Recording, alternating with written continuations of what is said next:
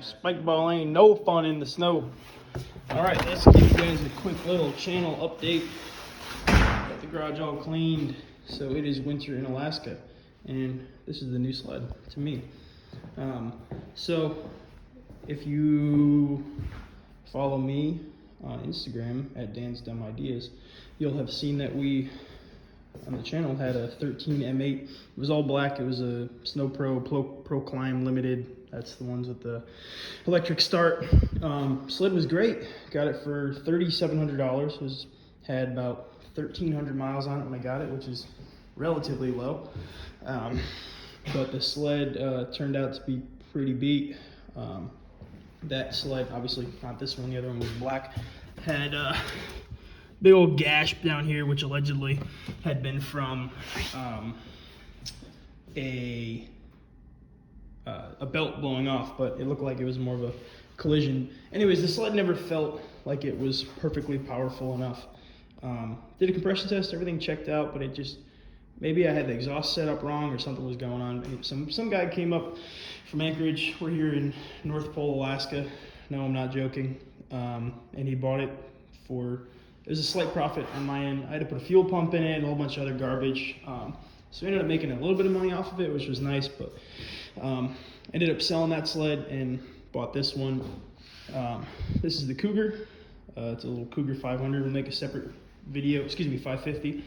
Make a separate video on that. The seat's getting reupholstered as we speak.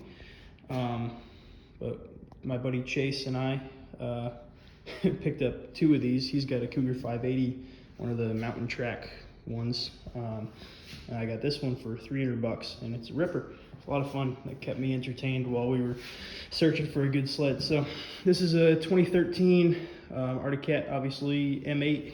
It's an HCR, so I guess these have a little heavier suspension set up for, I'm a heavier person, so that'll be a little more appreciated. It's doesn't have electric start, but that's okay. You know, a little weight reduction there. No battery, no starter, but it's awesome. It's got a Bikeman can on it. And the coolest thing about this sled is I'm basically the second owner. The previous owner bought it from his buddy.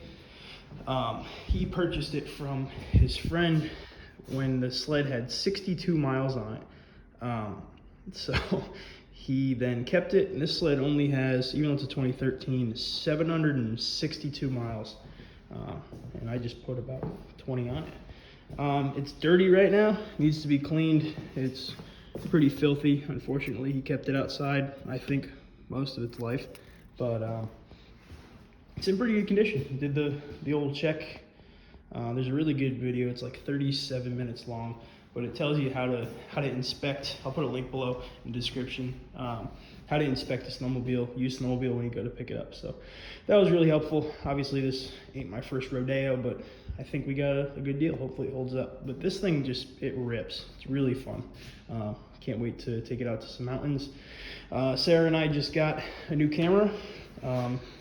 So we will be hopefully getting some good footage, and you guys won't have to suffer with the crappy iPhone footage that I keep making you suffer through. What in the world? So if you know anything about the Dan's Dumb Ideas channel, you know that I sort of got my start, if you will, working on mowers part-time. And that was sort of what began the extra disposable income, if you will. And then we just kept buying projects and flipping four-wheelers and quads, ATVs, whatever the hell you call them in your neck of the woods. I'll just give you a little more update on what's going on here in the great state of Alaska. This is a project for a customer.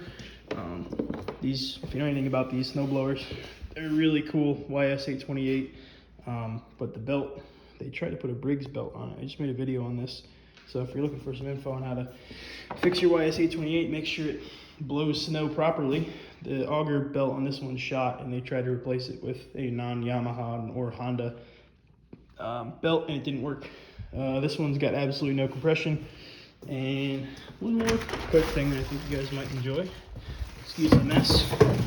It is negative 15 outside. You can see the cold air rushing in. this is the 2003 Wrangler. So we'll make a video on this. I bought it with no spark, and it's running good now. So make a little in-depth video on this 03 Wrangler 5-speed Freedom Edition and tell you what we got it for and what we did to it. Hopefully that might help somebody else out. And over there is the, I know it's super dark, but the truck, which I'm sure you guys would like to see too. So stay tuned, and I hope you'll stay a while.